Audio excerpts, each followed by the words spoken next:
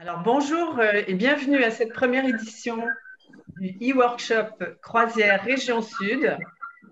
Nous tenons à vous remercier d'être si nombreux, près de 300 socioprofessionnels du tourisme, prestataires de loisirs et de transport, agents maritimes et réceptifs, commerçants, offices de tourisme institutionnels. En réalité, c'est 270 participants, 185 rendez-vous B2B. Qui donc sont mobilisés à participer à cette rencontre virtuelle en distanciel, un nouveau mot de vocabulaire que nous avons récemment adopté. Cette initiative de nous réunir aujourd'hui s'inscrit dans le cadre du contrat de filière régionale tourisme de croisière, dont la signature a eu lieu en mars 2019, fruit d'un travail collectif interclub croisière mené conjointement depuis 2017 sous l'impulsion de la région Sud. Grâce au soutien de l'État et de la DIRECT, des chambres consulaires régionales et départementales, la mise en œuvre d'un plan d'action ambitieux est suivie en parfaite concertation par les 3 clubs croisières, Marseille-Provence, Var-Provence et French Riviera. J'invite maintenant Madame Jennifer Salle-Barbosa, conseillère régionale et présidente de la commission tourisme à la région, à ouvrir ce premier e-workshop croisière Région Sud. Bienvenue au workshop. Merci. Écousez, je suis très contente de vous retrouver. Alors, certes en visio, mais très heureuse malgré tout et de représenter Renaud Muselier aujourd'hui.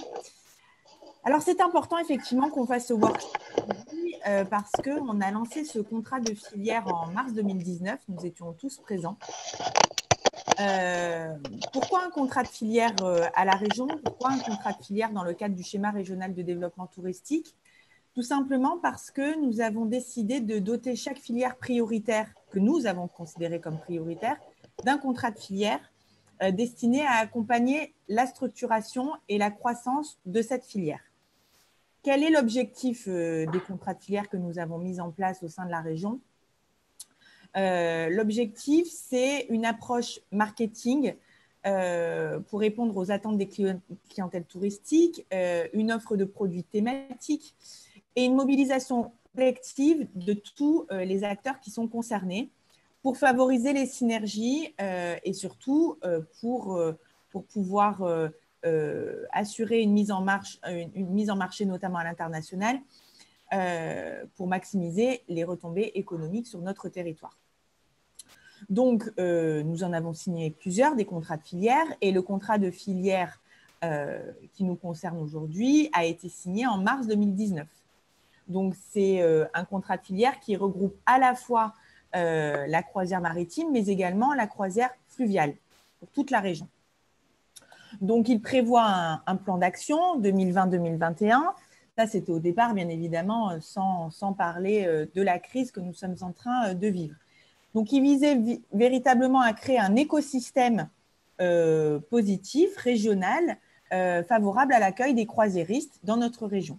Donc, des passagers, des compagnies, comme je vous l'ai dit, avec un développement des retombées économiques pré- et post-croisière que nous pouvions accompagner au mieux.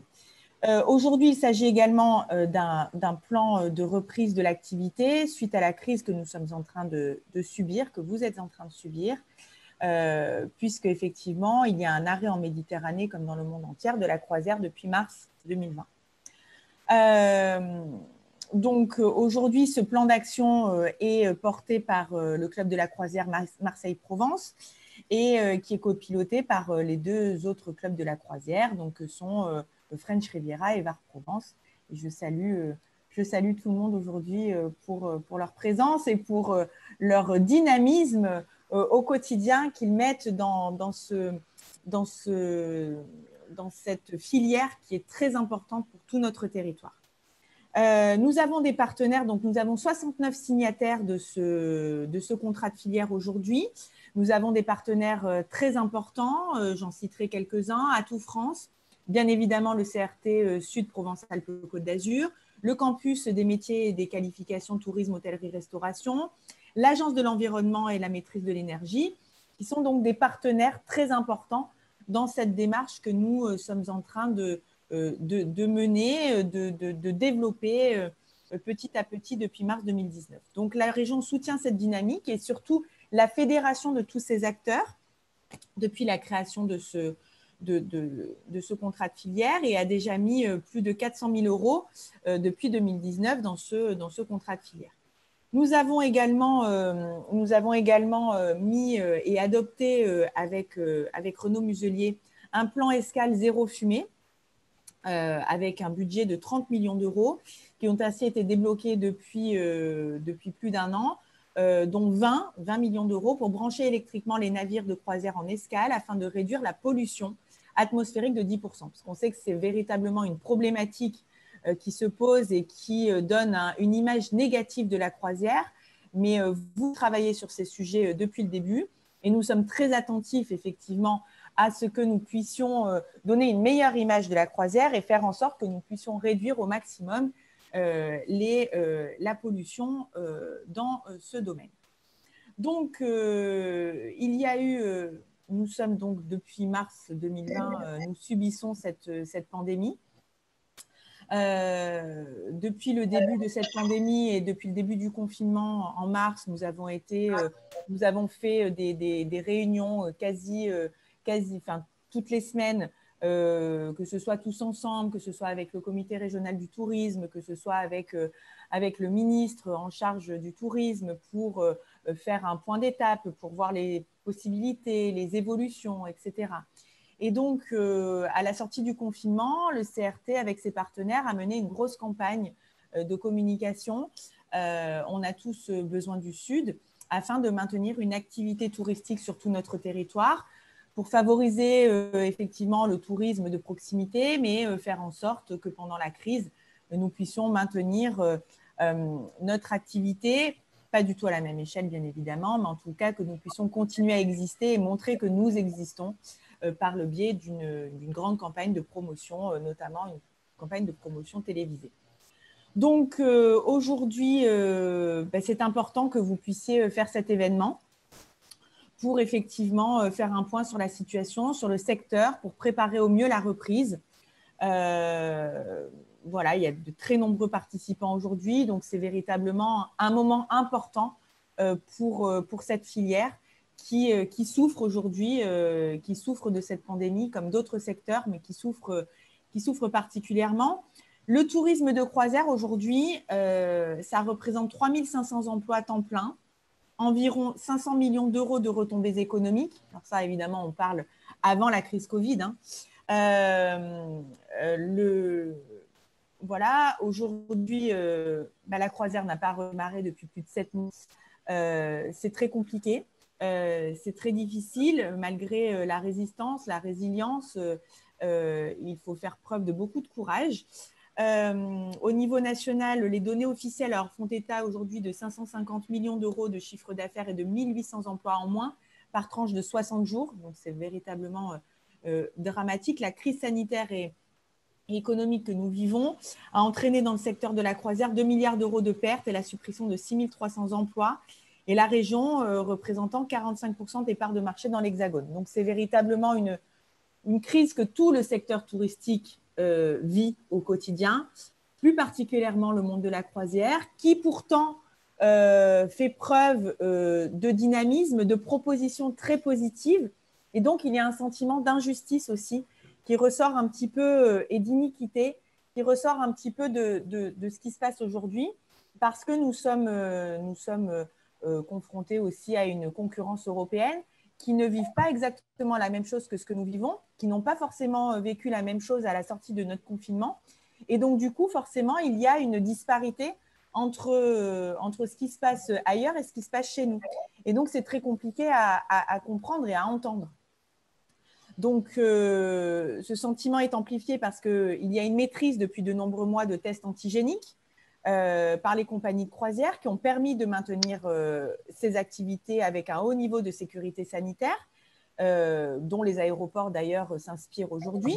Et donc, c'est vrai qu'on ne comprend pas que dans certains ports, eh bien, tout simplement, il est possible de partir faire des croisières et que chez nous, c'est beaucoup plus compliqué. Donc, c'est d'autant plus difficile à vivre que La France et Marseille, notamment, ont été parmi les plus actifs à accueillir les bateaux de croisière durant le premier confinement, quand de nombreux ports refusaient de les accueillir. Donc, c'est vrai que c'est compliqué de subir c'est compliqué de subir cette situation tout court pour le monde du tourisme aujourd'hui. C'est très compliqué de voir un petit peu quelles vont être, comment les choses vont évoluer, parce qu'on a encore entendu les déclarations du président de la République hier soir. Les choses évoluent très lentement et on n'a pas véritablement de visibilité sur ce qui va se passer pour la suite, même si des dates ont été prononcées, mais ça ne concerne pas tous les secteurs. C'est assez compliqué. Donc, aujourd'hui, il est important de montrer que la région soutient très fortement le monde de la croisière. On est à vos côtés. Il y a un relais permanent de l'importance économique de la croisière, de nos ports pour les régions concernées et notamment au sein du comité de filière tourisme et des comités interministériels du tourisme où nous portons véritablement la voix de cette filière qui est très importante pour notre territoire.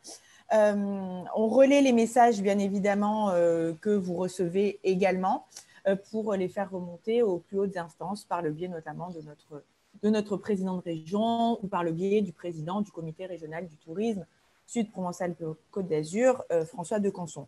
Donc aujourd'hui, effectivement, vous êtes très impactés.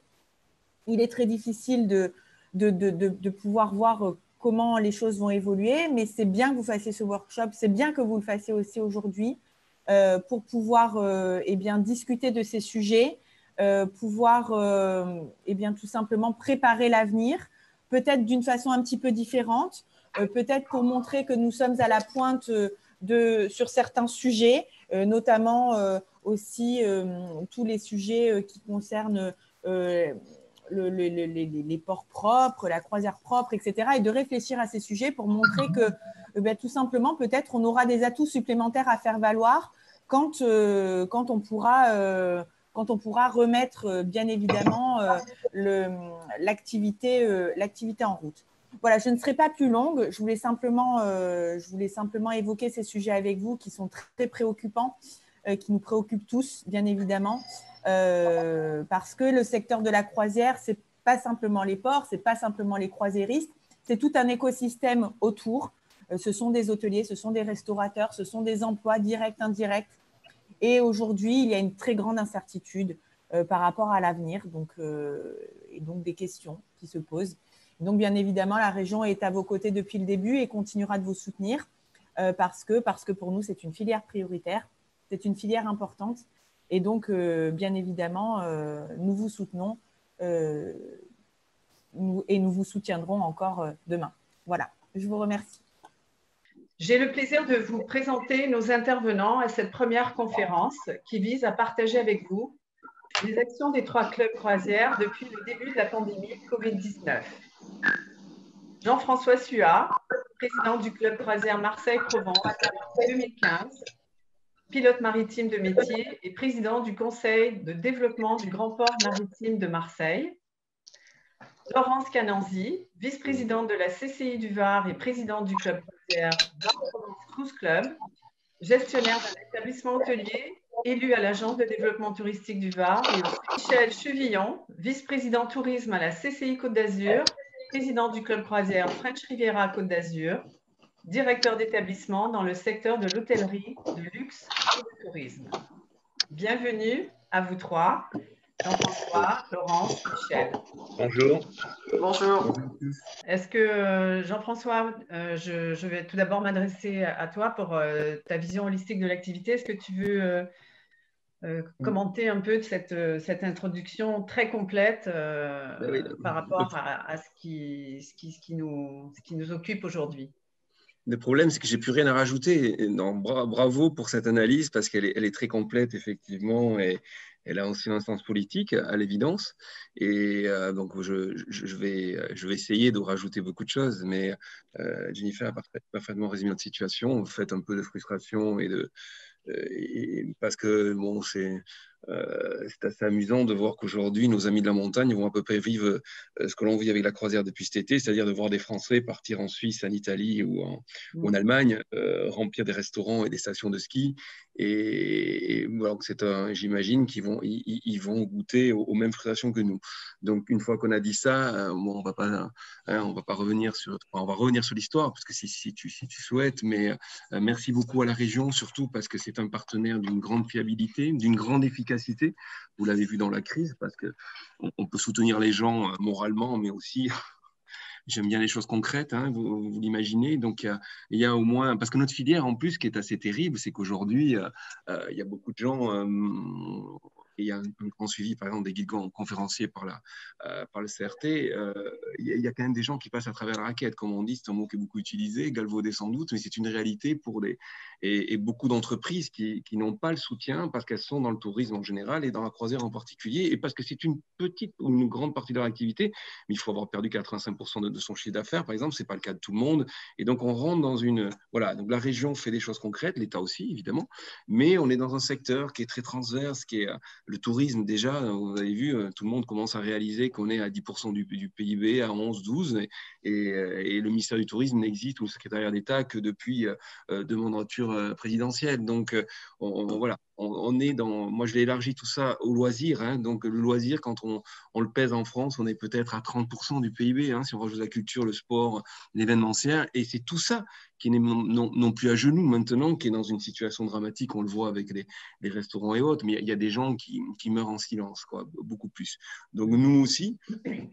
Donc, je suis ravi, évidemment, avant d'entrer dans le vif du sujet, d'être capable aujourd'hui, grâce à toutes les équipes, en particulier Anne-Marie, toutes les équipes des divers clubs, d'organiser un événement. C'est pas simple, on l'a vu hier avec le Smartport. Hein. On peut avoir une machine de guerre, j'aime pas ce mot-là, mais digitale. Et donc, c'est pas simple à mettre en place. Là, tout fonctionne déjà. Donc, un premier point ravi que donc on ait une centaine et 100 exactement d'ailleurs autour de la table. Donc, c'est super. Et voilà, on essaye d'avancer malgré tout, comme tu l'as très bien dit, Jennifer. Il n'y a pas de raison aujourd'hui de ne pas continuer à utiliser tous ces outils-là, et en particulier ceux mis à disposition avec le contrat de filière de la région. Même si c'est un autre monde, il faut imaginer la formation, il faut imaginer. Donc, on va pas essayer de parler de tout ça. Et après, on va tout faire aussi pour que les bateaux reviennent. Alors, on espérait qu'ils reviennent un peu plus tôt chez nous. Voilà, moi, j'étais persuadé qu'en octobre, on ferait quelque chose. Ce n'est pas le cas. On est au mois de novembre, on voit bien qu'avec des annonces d'hier soir, la croisière risque d'être encore traitée enfin voilà, on n'est pas une priorité, c'est aussi simple que ça. Et bon, donc on a encore des leviers d'action qu'on a décidé avec Herminio Esquena, entre autres, de la CLIA, pour continuer avec la pression sur ce gouvernement, parce qu'on a quand même vraiment, vraiment du mal à comprendre que ce qui marche en Italie ou en Allemagne ne puisse pas marcher chez nous. Voilà, donc pour rebondir sur le propos introductif de Jennifer. Parfait, merci beaucoup. Merci. Alors, on va démarrer. Donc, Jean-François, je vais encore te donner la parole parce que l'activité croisière, effectivement, est à l'arrêt depuis le 15 mars 2020. Néanmoins, au tout début de la pandémie, vous avez été à Marseille, au devant de la scène, avec l'accueil de 5 paquebots en mars, qui a permis le rapatriement dans les meilleures conditions sanitaires de plus de 6500 passagers français, américains, canadiens et espagnols, et d'un nombre élevé de membres d'équipage. Ces escales imprévues ont été gérées en parfaite et étroite coordination entre les armateurs, le MPCT, le GPMM, avec le bataillon des marins-pompiers de Marseille et l'ARS, l'Agence régionale de santé. Est-ce que tu peux nous en dire plus sur toute cette interaction des principaux acteurs? Oui, bien sûr. Et c'est ça aussi d'où naît aujourd'hui une forme d'amertume. Il y a beaucoup de qualificatifs en français d'amertume ou de frustration. C'est qu'on a montré à Marseille, quel que soit le sujet, qu'on avait une réponse locale à travers, comme tu l'as bien dit, l'ARS, les marins-pompiers, un vrai savoir-faire. Alors évidemment, il existe aussi à Toulon ou à Nice, mais c'est vrai qu'à Marseille, avec 2 millions d'habitants, l'infrastructure sanitaire est adaptée. Donc, quand on vient rajouter un peu de crise à ce qui était déjà une crise, elle est quand même sans doute beaucoup plus diluée dans des grandes villes où on a quand même évidemment une offre de soins qui est peut-être, et surtout le bataillon des qui dès le départ est parti dans l'excellence, qu'il s'agisse des tests, ça a été le premier à faire des tests grandeur nature, enfin, vraiment sur des équipages entiers, sur des passagers, qu'il s'agisse du maritime ou autre, sur évidemment l'ambiance Covid. Ils sont capables aujourd'hui, au même titre qu'on détecte une empreinte, de détecter des traces de Covid dans n'importe quel espace. Et on peut aligner comme ça. Et à l'ARS aussi, on a eu vraiment une très bonne relation avec l'ARS, parce que ce sont des gens qui connaissent les bateaux. Et parce que ce dont on souffre aujourd'hui, c'est l'espèce de mirage. Alors, le secrétaire d'État nous parle du Japon. Là, maintenant, il nous parle encore, l'autre jour, de l'Allemagne, je ne sais qui, alors que les croisières continuent. En Italie ou en Allemagne, il était persuadé que ça s'était arrêté. Donc, vous voyez, on souffre vraiment du manque de connaissance de nos métiers, parce qu'ils sont partis. Il faut en convenir dans le tourisme. Déjà, le tourisme, c'est pas très bien identifié, j'imagine, pour pas mal de monde. Mais alors, la croisière, et c'est ça qui est le problème, parce qu'aujourd'hui, on a systématiquement une réponse à chacune des questions qui nous sont posées. La première, par exemple, aujourd'hui, oui, mais les rassemblements, à partir du moment où vous avez testé tout le monde, qu'il s'agisse d'équipage ou des passagers, que vous rassemblez des gens dont on sait qu'ils sont négatifs, bon, évidemment, on peut encore passer avec les fameux faux négatifs, mais du moment qu'on a toute la chaîne derrière pour aussi traiter les cas éventuels. Donc, c'est ça un peu qui est assez étonnant.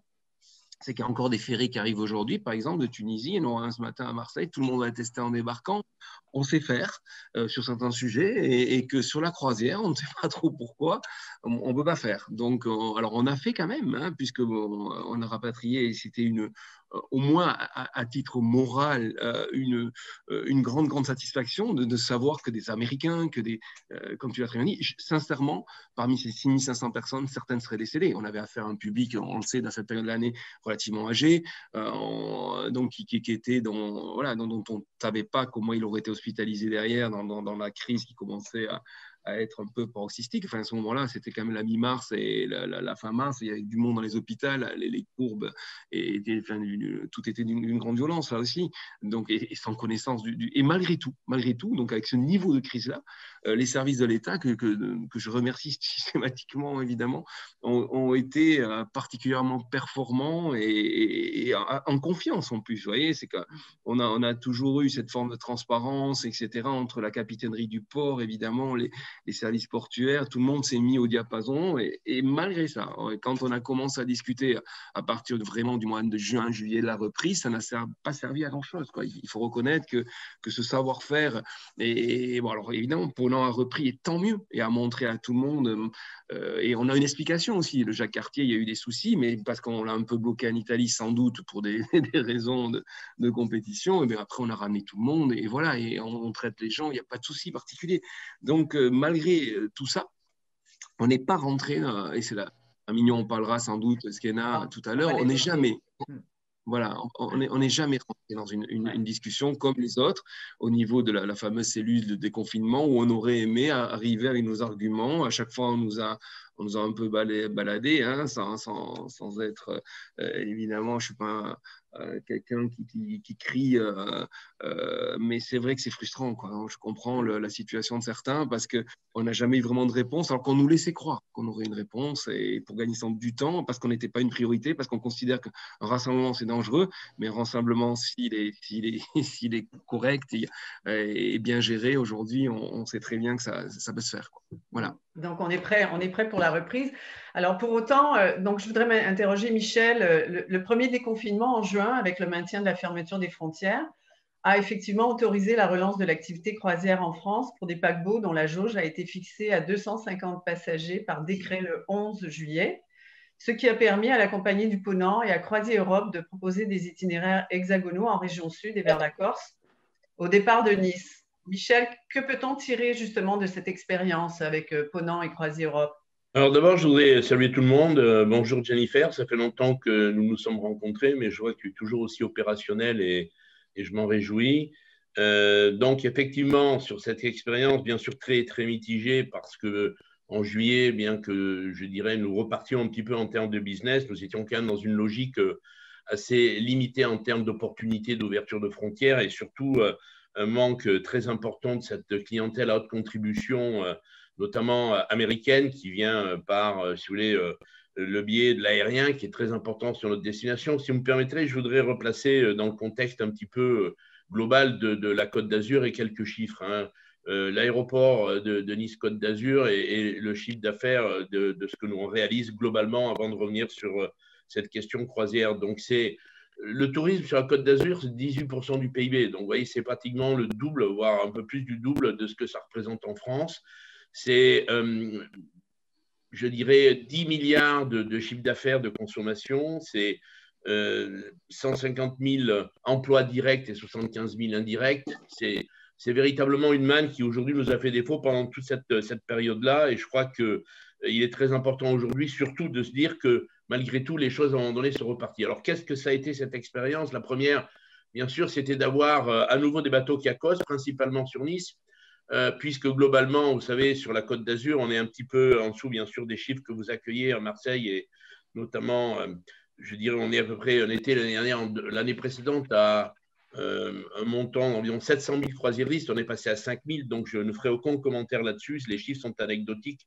Mais ce qui était important, surtout pour les professionnels que nous sommes, c'était à un moment donné de redémarrer. Pourquoi? Parce que quand on est resté pendant 3 mois dans une activité zéro, en particulier pour l'ensemble des acteurs du tourisme qui sont aussi notre cible prioritaire au niveau du club croisière en termes de fédération, parce qu'on ne peut pas accueillir des bateaux si au sol, bien sûr, il n'y a pas d'accueil. Si bien sûr, on ne peut pas accueillir des clients qui arrivent aussi en poste et en préacheminement et qui logent aussi dans l'hôtellerie des Alpes-Maritimes, eh bien, on peut se dire que c'était pour nous un véritable soulagement. Et c'était, avant même le tourisme d'affaires, au mois de juin, juillet, c'était le premier segment du tourisme qui repartait sur la Côte d'Azur. Donc, vous imaginez combien ce redémarrage a été important pour nous et pour l'ensemble des professionnels de la Côte d'Azur. Bien sûr, on ne peut que s'en féliciter, alors que bien sûr, il y a eu un déficit énorme de commercialisation, car vous pouvez imaginer que même si les compagnies de croisière ont fait le maximum, notamment donc Ponant et Croisière Europe, pour relancer la croisière au départ du port de Nice, ça a été très, très difficile aussi de le faire en dernière minute. Les taux d'occupation des bateaux ont été 70%, et je pense que ça a été surtout important, c'est autant nous étions tous déjà préparés à la réouverture du business au travers de ce confinement par des mises en place de protocoles sanitaires. Je crois que les compagnies de croisière, elles ont été précurseurs. Et d'ailleurs, pour certains autres segments du tourisme, nous nous en sommes beaucoup inspirés. Et je crois que ça a été très important aussi dans la négociation que nous avons eue avec l'État et avec les différentes institutions locales pour que véritablement les professionnels du tourisme au sol se préparent à bien sûr accueillir dans un cadre d'un protocole sanitaire, je dirais, très précis et sur lequel nous avons été, et je le dis aujourd'hui en tant qu'aubergiste canois, exemplaires. Et les discours d'hier soir du président de la République, que nous avons écoutés avec beaucoup d'intérêt et beaucoup de respect, car nous sommes tous des républicains et nous sommes, pour l'ordre établi, des légalistes, nous avons du mal à comprendre qu'avec tous les efforts que nous avons faits dans le passé, nous soyons encore aujourd'hui cette variable d'ajustement sur laquelle personne ne veut rien entendre. Alors, c'était mon coup de colère de ce matin sur ce dossier-là, mais je tenais à le dire aujourd'hui parce que vous savez combien il est important d'être crédible, de rester crédible, mais aussi d'avoir la confiance de ceux qui nous gouvernent, et malheureusement, nous ne l'avons pas aujourd'hui. Alors, on reviendra peut-être tout à l'heure sur l'expérience que nous avons tirée de ces premières relances de la croisière sur le département, mais ce que nous avons surtout fait pendant toute cette période de confinement et de relance, ça a été aussi au niveau de la direction des ports, puisque je vous rappelle que la CCI manage les ports, les principaux ports qui accueillent de la croisière sur ce territoire. Et je voudrais saluer aujourd'hui le travail qu'ils ont fait dans le passé, le travail qu'ils ont fait dans le présent et le travail qu'ils sont en train de faire pour préparer le futur. Car manager, c'est prévoir. Et comme le disait Jean-François tout à l'heure, nous allons retirer de notre expérience passée nos opportunités de demain. Lorsque j'ai commencé dans ce métier, il y a quelques dizaines d'années, on m'a dit stop saying you have a problem, start saying you have a new opportunity. Je pense que tout le monde comprend ce que je dis puisqu'on est en matière de tourisme et que l'anglais, bien entendu, est compris par tout le monde. Et je crois que nous avons beaucoup appris de cette expérience et nous avons retiré beaucoup de choses de cette expérience. Et donc, nous allons nous préparer. Et s'il y a une chose que je voudrais dire aujourd'hui, pour conclure rapidement, parce que je ne veux pas monopoliser la parole, vous connaissez ma capacité à la monopoliser, c'est que d'abord, nous avons recentré toutes nos stratégies futures sur l'humain. L'humain, parce qu'aujourd'hui, au-delà de la garantie, et je dirais d'un protocole sanitaire exacerbé, c'est aussi de garantir la garantie sanitaire d'une destination. Et ça, Marseille l'a fait, le Var l'a fait, la Côte d'Azur l'a fait ensemble dans le cadre du contrat de filière et je m'en félicite parce que c'est aussi un message très très fort que nous avons envoyé à l'ensemble de l'industrie de la croisière. La Côte d'Azur, la Provence, le Var seront prêts, le moment venu, à nouveau à réaccueillir ces millions de croisiéristes parce qu'au-delà de ce souhait, qui n'est pas un vœu pieux, je pense que c'est une vraie volonté de la région, c'est une vraie volonté des territoires. Et le travail que nous avons fait avec les différentes villes qui accueillent aussi des croisières sur la Côte d'Azur a été de se réassurer de leur volonté de continuer à accueillir des croisières. D'abord parce que c'est un formidable outil de développement économique, mais aussi parce que c'est une formidable opportunité aussi de relancer notre territoire au travers des croisiéristes. On y reviendra certainement tout à l'heure. Voilà, Merci beaucoup, Michel. Je crois que c'était important de le dire et on y reviendra tout à l'heure aussi sur un petit peu l'expérience que nous en avons retirée. Voilà, merci. Parfait. Merci, Michel.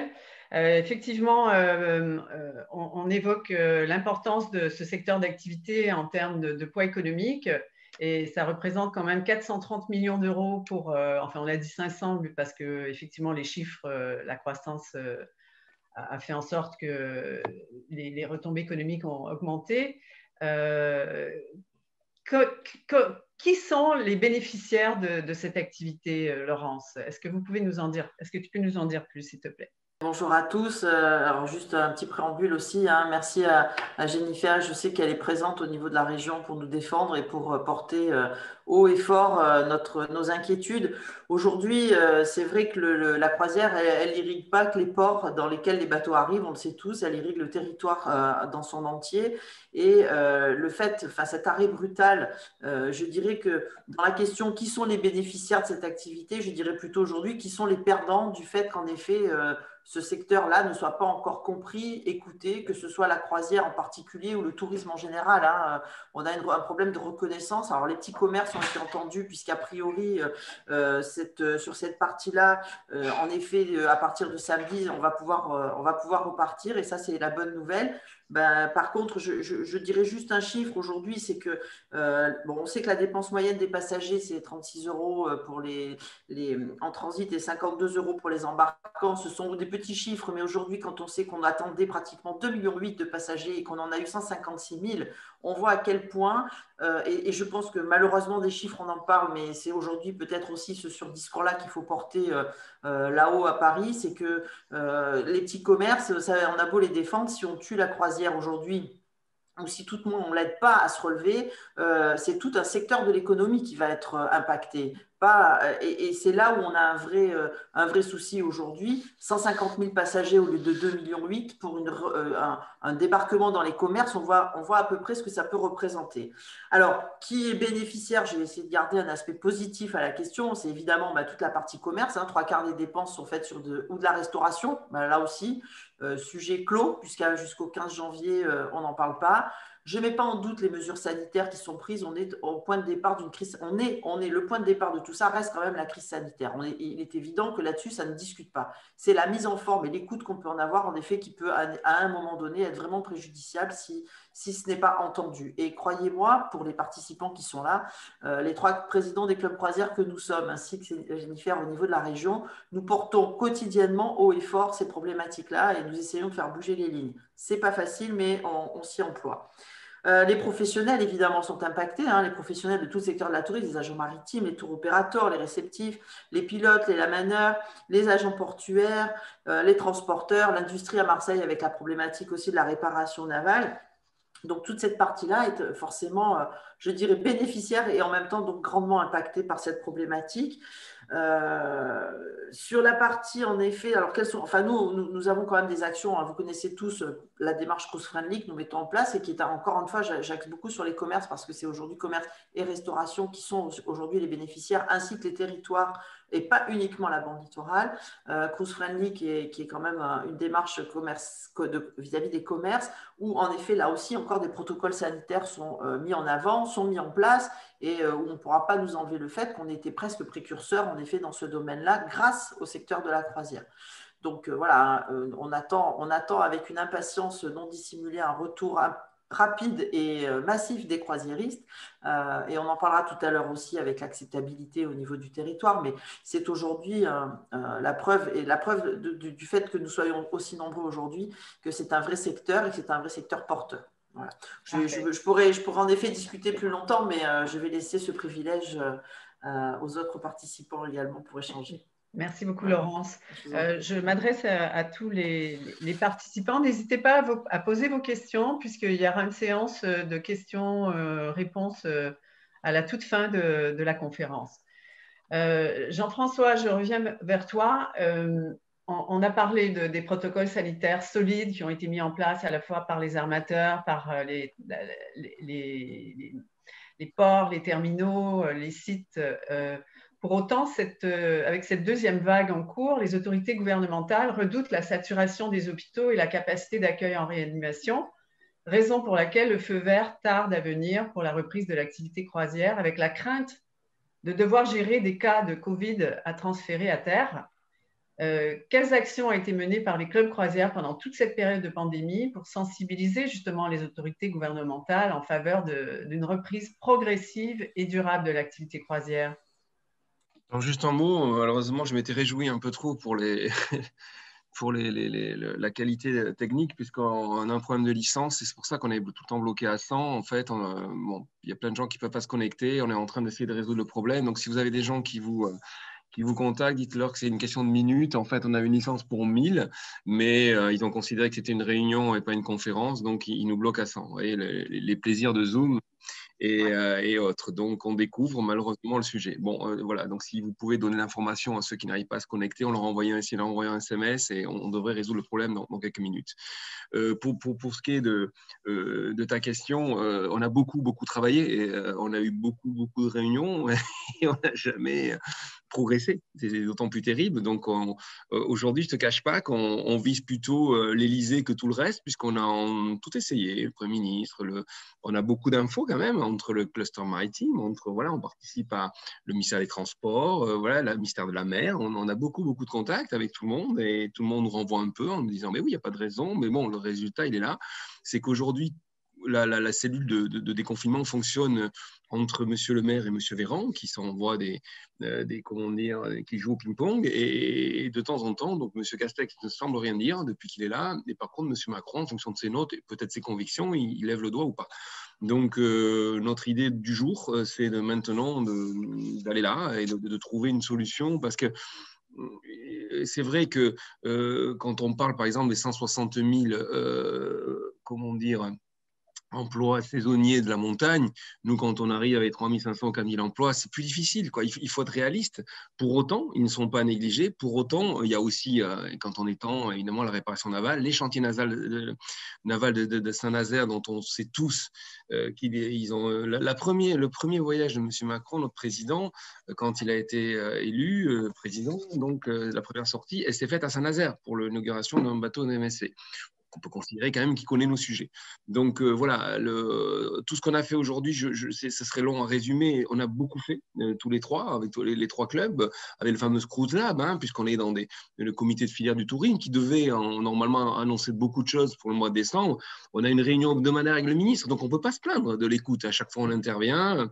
Tu as participé, Anne-Marie, tu sais très bien ce que c'est. Mais on est dans un océan de misère et de révolte maintenant. Donc on est passé, si tu veux, de l'inquiétude à de grandes difficultés, je ne sais pas si on peut appeler ça. Et aujourd'hui, c'est dramatique, c'est de la misère, c'est des gens. Donc, nous, quand on arrive, on est dans la même situation, on est des gens plutôt bien élevés, comme l'a dit Michel, on est légalistes, légitimistes, on accepte l'autorité de l'État, mais on ne discute pas. Donc, aujourd'hui, on ne sait pas comment faire. Et je pense plus par manque de moyens que par un biais quelconque sur la croisière. Il n'y a pas aujourd'hui dans ce gouvernement, il n'y a peut-être pas un grand amour, j'en sais rien, on ne va pas discuter de ça, mais il y a l'idée que ce qui s'est passé au Japon, l'idée de ce qui s'est passé peut-être en France aussi, dans les DOM, etc. Mais nous, on leur explique ce qui s'est passé en Allemagne. C'est intéressant de voir quand ça a repris, ce qui s'est passé en Grèce, ce qui s'est passé en Croatie, ce qui s'est passé en Italie, etc. Ce qui se passe aujourd'hui en Asie du Sud-Est. On ne peut pas dire qu'ils étaient mauvais dans la gestion de la crise. Moi, c'est toujours ça qui m'a un peu frustré. C'est-à-dire que les pays qui ont été les meilleurs si tu veux, y compris en termes de rigueur administrative, de rigueur sur le confinement, ce sont les premiers qui ont laissé partir des bateaux. Donc, tu vois, évidemment, ça, c'est pas facile à entendre comme discours. Alors, je le rappelle pas à chaque fois, mais j'aime bien quand même de temps en temps leur expliquer que ceux qui ont été bons, la première chose qu'ils ont laissé faire, c'est la croisière. Ils n'ont pas ouvert les bars et les restaurants, par exemple, à Singapour ou laissé les gens aller d'une maison à l'autre. Par contre, il y a des bateaux qui partent aujourd'hui à Singapour. Pourquoi ? Parce qu'ils ont compris ce qu'il y a à l'intérieur d'un bateau. Donc voilà ce qu'on pouvait dire. Évidemment, il y a des heures à raconter. Ouais, non, je veux juste intervenir et rebondir sur ce que tu dis, Jean-François. Je pense qu'on a un vrai problème de reconnaissance, alors du tourisme en général et du secteur de la croisière en particulier. On n'a pas compris encore que la France était un vrai pays de tourisme, que ce soit et c'est pas pour rien que, et merci encore à la région, mais c'est vrai que le fait de mettre en place un contrat de filière tourisme de croisière, c'était pour nous le début d'une reconnaissance à un moment que ce secteur-là était un vrai secteur économique. Et je trouve vraiment affligeant qu'on en soit encore aujourd'hui à leur dire allô, il y a des millions de morts aujourd'hui économiques dus au fait que vous n'écoutez pas ce qu'on vous dit sur le secteur de la croisière et qu'en plus au niveau sanitaire c'est calé. Donc je pense que là il y a peut-être à un moment donné, comme tu dis, on est tous respectueux des règles et des réglementations, on sait qu'il y a un problème sanitaire, mais peut-être qu'on devait crier un peu plus fort et qu'aujourd'hui je ne sais pas quels seraient les moyens à mettre en place pour faire en sorte que sur ce secteur-là il y ait une vraie reconnaissance au niveau étatique et peut-être en effet le premier point à taper maintenant, c'est l'Élysée. Moi, je suis entièrement d'accord avec toi. Il faut qu'on se rende compte que ce secteur-là, parce que tu parles de la réouverture des commerces, et c'était mon sujet était celui-là là, il y a 5 minutes. Aujourd'hui, la réouverture des commerces, c'est vrai qu'on est sur les périodes de fête, mais les commerçants, faites le tour des commerces aujourd'hui qui vivent avec aussi des croisiéristes qui descendent des bateaux. Ils vont avoir un manque à gagner, certains. Ce n'est pas que la fermeture des commerces, c'est tout un secteur aussi qui est aujourd'hui touché. Donc, on a vraiment besoin de se faire entendre sur ce secteur-là. Là, je suis entièrement d'accord avec toi. Alors, on a des reconnaissances. Vas-y, Michel, peut-être. Ouais. Non, pas moi, non. Je voulais dire qu'on a quand même cette réunion aussi dont on a parlé à Marseille. Monsieur le préfet nous reçoit de région, hein, donc il est à Marseille, mais enfin c'est au titre de la région qui nous reçoit, avec un petit comité très réduit pour justement, au moins ce que je leur dis aujourd'hui, c'est que le jour où ça vous passera par la tête de nous déconfiner, qu'on puisse appuyer sur le bouton, parce qu'on est encore aujourd'hui à ne pas discuter de ce qu'on fait sur un terminal, alors que partout ailleurs, on sait ce qu'on fait sur un terminal croisière. Les fameuses excursions bulles sont prêtes, enfin, voilà, etc., etc. Donc, il faut qu'au moins, on ait cette satisfaction aujourd'hui, et je pense qu'on peut l'avoir puisqu'on est reçu, alors ça a été décalé du 10 au 15 décembre par monsieur le préfet de région, pour juste avec le président du port à Marseille, monsieur Esquena, juste au moins préparer les réunions techniques, parce qu'il nous en faut des réunions techniques aujourd'hui avec l'ARS, avec des marins-pompiers, pour savoir qu'est-ce qu'on va faire. C'est-à-dire que si on a un cas de Covid, comment on le traite, mais on sait tout ça. Mais qu'au moins, le jour où, en haut lieu à Paris, on va dire, bah, écoutez, la croisière, vous pouvez redémarrer, qu'il n'y ait pas une administration qui nous dise, mais attendez, messieurs, mais vous n'allez pas redémarrer parce qu'il manque ça, il manque ça. Voilà. Donc, au moins, dans cet océan d'insatisfaction, on a au moins celle-là, c'est que localement, on est écouté. On a fait un courrier donc, à monsieur le préfet qui nous a répondu tout de suite avec un rendez-vous.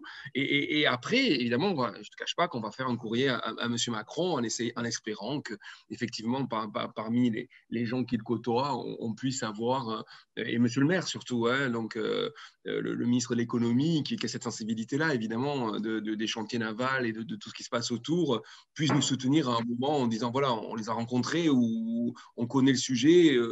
Et moi, j'aurais aimé que l'ARS, par exemple, l'Agence nationale de la santé, discute avec l'ARS de Marseille sur ces sujets-là. Évidemment, ils ont autre chose à faire. Et c'est vrai que quand on a ces réunions avec le ministre, on est une centaine autour, quand j'entends ce qui se passe dans certains secteurs, c'est malgré tout difficile, tu vois, parce que, comme tu dis, nous, on est dans la région qui est, si les bateaux de croisière, ils étaient à Paris, peut-être que ça se passerait mieux, tu vois, s'ils s'accostaient au pied de la Tour Eiffel, ils auraient mieux compris, quoi. Il se trouve qu'ils sont surtout en région sud, quoi. Mais que malheureusement, il y a eu un courrier de Renaud Muselier, par exemple, le président de région, où on souhaitait avoir une tactique commune avec c'était intelligent, puisqu'on parlait toujours jour de s'aligner dans l'Europe avec l'Italie et l'Espagne, le président de la Catalogne, le président de la Ligure et le président de la région sud, pour qu'on ouvre en même temps, pour qu'on fasse des choses, quoi. Et donc, ça non plus, ça n'a pas été retenu, alors que le secrétaire d'État au tourisme avait dit, mais comme hier soir, M. Macron, je vous le rappelle, a dit, mais de toute façon, pour les stations de ski, on verra bien en Europe, pour la montagne, ce qu'on va faire. La réalité, c'est que les stations italiennes vont ouvrir, les Allemandes, n'en parlons pas, Suisse et autrichiennes, et que nous, on ne va pas ouvrir. Donc, et ça va créer dans ce secteur-là, qui est monstrueux, vous le savez comme moi, hein, et surtout en région sud, 60, je vous rappelle, 60 stations de ski, Jennifer pourrait nous en parler longuement. Comment les gens vont accepter ça, qu'à 10 km d'eux, ils vont voir des Français partir allègrement en vacances en Italie ou en Suisse, pour ceux qui sont un peu plus loin de chez nous. Donc voilà, et donc tu veux, on a tout essayé, les courriers de la région, je pense quand même que le président des régions de France, quand il envoie un courrier à M. Castex, on n'a pas eu de réponse à ce courrier. Je pense que M. Muselier en aurait eu directement, il me l'aurait dit. Mais nous, on n'a pas eu de réponse. Donc voilà, on fait des courriers, on va continuer. Alors, donc, Laurence, comment faire pour mieux accompagner le développement de cette activité? On a compris qu'il y avait un gros problème de communication et qu'il faut l'adhésion de tous, en fait, hein. Je pense, le premier point, c'est la reconnaissance déjà, mais pour la reconnaissance, il faut aussi qu'on ait une vision positive. Alors, c'est vrai que la croisière, bon là, je vais un peu élargir le débat parce qu'on a vu tous la problématique, mais le débat, il est en effet la croisière, elle souffre quand même d'une image de masse, de tourisme de masse, elle souffre d'une image de pollution atmosphérique, de développement durable prégnant, etc. Le contrat de filière de tourisme de croisière avait été dans le point numéro 1, on avait bien insisté, c'était la thématique du développement durable. On sait qu'on y est là, on y va. Ça fait partie aussi des arguments forts pour dire aujourd'hui, la croisière, c'est la croisière propre. On va aussi sur des groupes qui sont un peu plus petits, on va sur des croisières un peu plus adaptées. On va dire qu'on maîtrise maintenant le sujet croisière et qu'on a besoin aussi de valoriser ce secteur, de montrer que ce n'est pas forcément un secteur polluant, etc. Donc, il y a les électrifications de quais, il y a les bateaux qui se mettent aux normes. Alors, ça prend un peu de temps, mais je pense qu'on est quand même largement plus en avance que le secteur automobile, hein. Je vais prendre cet exemple-là parce qu'on parle toujours des véhicules électriques, mais je trouve que les bateaux aujourd'hui ont mis en place des démarches proactives pour mettre en place justement toute cette politique de développement durable. Donc, il faut vraiment changer la perception de ce marché aujourd'hui, comprendre que c'est un marché d'abord qui a d'énormes retombées économiques, et ça c'est important aussi pour les territoires, mais des retombées économiques propres, entre guillemets, c'est-à-dire avec des bateaux propres et aussi faire comprendre aux populations que il faut une acceptabilité du territoire aujourd'hui. C'est vrai que peut-être que ce déficit d'image ne joue pas en notre faveur pour la reconnaissance quand on va en effet discuter. Et je pense que là, il y a un vrai travail à faire, que ce soit au niveau politique des institutions qui sont sur nos territoires respectifs, que ce soit au niveau de la région. Bon, heureusement, la région, elle a la reconnaissance, mais c'est vrai que cette reconnaissance politique, entre guillemets, et cette mise en avant d'un tourisme intéressant à tout point de vue et d'un tourisme maîtrisé par les institutions et par les clubs croisières qui ont vraiment un rôle capital à jouer là sur ce sujet-là, me paraît vraiment important. Valoriser aussi toutes les technologies du secteur en faveur du tourisme durable, à bord comme à terre. Et il y a vraiment un échange, c'est-à-dire expliquer que les personnes qui descendent des bateaux, ce sont des personnes qui ont vraiment envie de découvrir le territoire et faire en sorte qu'en effet, les personnes qui vont accueillir ces croisiéristes aient cette envie aussi d'accueil et de plaisir au même titre qu'une personne qui viendrait en camping ou en séjour hôtelier. Voilà. Alors aujourd'hui, c'est vrai qu'il faut rassurer bien évidemment sur les protocoles sanitaires, mais comme le disait Michel tout à l'heure, c'est vrai que la croisière reste un des secteurs qui a été les premiers à mettre en place. Moi, je me souviens des premières visites de paquebots et de bateaux de croisière qui arrivaient. La première chose qu'on voyait à bord des bateaux, c'était les gels. Le gel hydraulique, vous ne montez pas sur un navire, mais depuis des années, vous ne montiez pas sur un navire sans vous passer les mains. Il y avait des gels hydroalcooliques partout sur les bateaux. Donc, c'est vrai que ça faisait partie de leur process de base, mais aujourd'hui, ça reste quand même un des protocoles sanitaires les plus sérieux et les plus vérifiés sur l'ensemble des moyens de transport ou de séjour touristique. Et puis, rassurer aussi sur la qualité d'une clientèle qui est aujourd'hui une clientèle qui, en effet, est intéressée par la visite qu'elle fait, par les territoires et aussi par le poids économique qu'elles peuvent représenter. Donc, Voilà, c'est tous ces aspects-là, voilà, changer la vision qu'on peut avoir aujourd'hui de la croisière, mais je pense c'est faisable dans la mesure où on a tous les atouts pour le faire. Parfait. Alors, notre conférence tire à sa fin, donc vous allez avoir à peu près 1 minute chacun pour nous présenter, d'après vous, les perspectives d'avenir à court ou moyen terme. Donc, Michel, quelle est pour vous la stratégie à adopter par rapport à la croisière de demain? Comme toujours, le professionnel que je suis dira une chose, c'est que manager, c'est prévoir, et prévoir, c'est anticiper. Et par rapport à tout ce qui a été dit jusqu'à présent par tous les intervenants, je crois qu'effectivement, on a beaucoup manqué dans ce pays d'anticipation. On est toujours en réaction. Je crois que, puisque je n'ai qu'une minute, je dirais une chose qui me paraît fondamentale. Aujourd'hui, on a changé d'air, on a changé d'air à la fois l'air, bien sûr, mais aussi d'air. Hein. Et je crois qu'on est en train de virer vers quelque chose de complètement différent. D'abord, dans la manière dont on devra demain fonctionner en matière d'accueil de croisiéristes et des croisiéristes eux-mêmes. Et je l'ai dit tout à l'heure, je pense que ce qui a changé profondément aujourd'hui avec le Covid, sur l'ensemble des segments du tourisme aujourd'hui, qui avait déjà eu, je dirais, ce changement et cette mutation, c'est de remettre l'humain au centre des problématiques, remettre l'humain dans la logistique prioritaire de toutes les stratégies qui seront les nôtres. Bien sûr, quand on remet l'humain, ça veut dire aussi pouvoir faire vivre à des croisiéristes ou tout autre touriste qui vient sur un territoire de véritables expériences. On parle beaucoup de storytelling, c'est à la mode, et je pense que surtout, c'est qu'à un moment donné, les croisiéristes qui viendront voudront vivre quelque chose d'assez exceptionnel et de différent. Alors, ce qui, moi, aujourd'hui m'interpelle, et je pense que c'est demain, en matière de développement de la croisière, c'est aussi des territoires, c'est l'utilisation au-delà du respect de l'environnement, bien sûr, sur lequel Laurence vient d'intervenir, et je crois qu'elle a pratiquement tout dit, c'est l'utilisation aujourd'hui du big data. Pourquoi ? On est déjà, je pense que les réseaux sociaux, vous le savez comme moi, pour le professionnel que je suis, ça existe toujours, mais c'est déjà dépassé. Aujourd'hui, on se projette avec l'intelligence artificielle vers autre chose, à savoir qu'autrefois, et Dieu sait si dans ce pays on est capable de le faire. On est vraiment les meilleurs du monde d'ailleurs. Je crois qu'il faut qu'un jour on est la médaille d'or, c'est fixer des règles. Et puis derrière, au travers des règles, après, on réfléchit à comment mettre en place les stratégies et surtout traiter les données. Je pense que l'intelligence artificielle, elle va changer fondamentalement, elle va renverser à 360 degrés cette logique-là. C'est-à-dire que pour moi, l'intelligence artificielle, qui demain va permettre de développer énormément l'ensemble, je dirais, des stratégies mondiales, et notamment aussi de la croisière et bien sûr du tourisme, c'est qu'on partira des données pour fixer des règles. Et ça, c'est fondamental. Donc, pour moi, le big data aussi est important dans la mesure où il y a 3 volets sur le big data. D'abord, l'utilisation… Michel, pardon. Oui. Il reste vraiment très peu de temps parce que je dois donner la parole. Oui, mais je suis d'accord, mais moi, je n'ai presque pas parlé. On va sauter une question.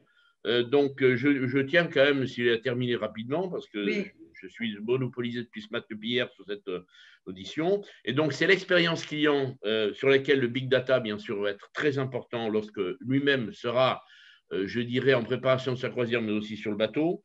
C'est bien sûr pour la compagnie de croisière qui doit toujours mieux être capable d'accueillir, de préparer et de répondre à la fois à ces enjeux économiques, mais aussi aux besoins, aux attentes et au tropisme individuel de chaque croisiériste, tel que nous le faisons aujourd'hui dans l'industrie hôtelière.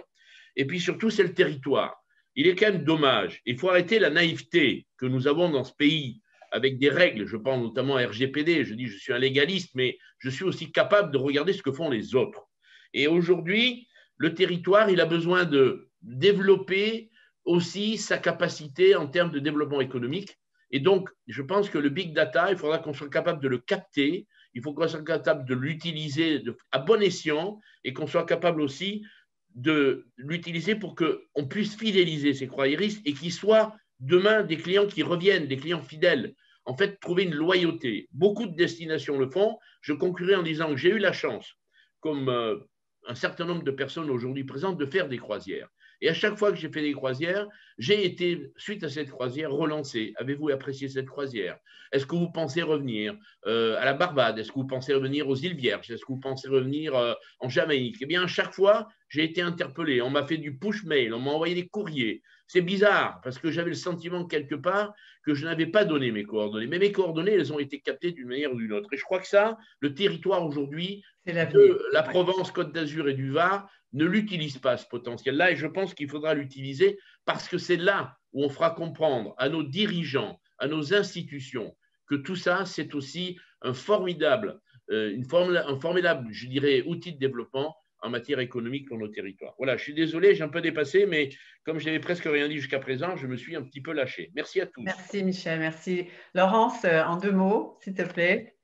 Et après, je laisserai Jean-François conclure. Et je dois expliquer juste 2 petites choses avant qu'on puisse se connecter à l'autre conférence.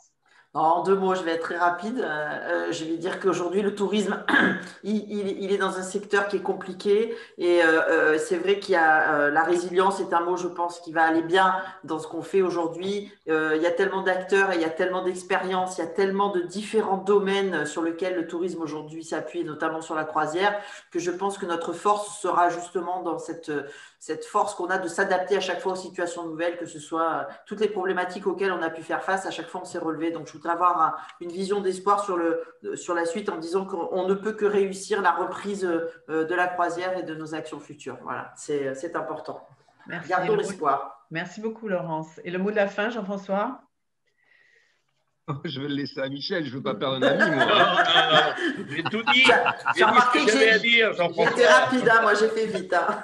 Non, juste un mot. C'est la passion, tu sais, Jean-François, c'est la passion. Je sais bien, je sais bien. Connais ma passion. Partagée et commune. Et je le sais. Et juste pour dire que… Et je l'apprécie, et ça nous amènera à de belles choses, tous ensemble. Voilà. Absolument. On part tout simplement avec une feuille blanche, donc c'est un moment unique aussi, on le voit, on a plein d'idées et voilà, c'est là-dessus qu'il faut… je sais bien que quand on n'a pas à manger ou à se loger, c'est compliqué de parler de webinaire ou de formation, de tout ce qu'on est en train de faire en ce moment, mais voilà, et il faut rebondir, il faut être prêt, c'est notre rôle à nous, avec ce leadership, si tu veux, des clubs, d'être intelligent, justement d'opérer collectivement avec cette intelligence collective que nous avons pour repartir avec d'autres idées, avec d'autres concepts qui seront immanquablement dans le monde d'après, même s'il ne sera pas si différent. Un bateau restera un bateau, mais on peut nous peser, je pense, sur ce tourisme de demain, être en laboratoire, si tu veux, sur les territoires. Moi, je crois beaucoup maintenant. On a résolu une grande partie des problèmes industriels par la connexion. On sait ce qu'on va faire dans la prochaine décennie. Par contre, aujourd'hui, on ne sait pas très bien ce qu'on peut faire sur le territoire et on l'a très bien dit avec Laurence ou Michel, c'est là-dessus qu'on va travailler, c'est là-dessus qu'on doit amener du monde avec nous sur des excursions différentes, sur des mobilités différentes, etc. Donc voilà un peu la trajectoire qu'on souhaite pour 2021. Merci beaucoup. On va en parler d'ailleurs à la conférence jeudi après-midi sur toutes ces innovations sur le tourisme de demain. Donc, on va se retrouver tout de suite pour enchaîner sur l'état des lieux de la croisière par Herminio Esquena, président de CLIA France, suivi par la réponse des compagnies face à cette pandémie. Vous devez cliquer sur la prochaine conférence pour vous connecter. Merci à tous. Je nous souhaite un bon workshop croisière. À tout de suite.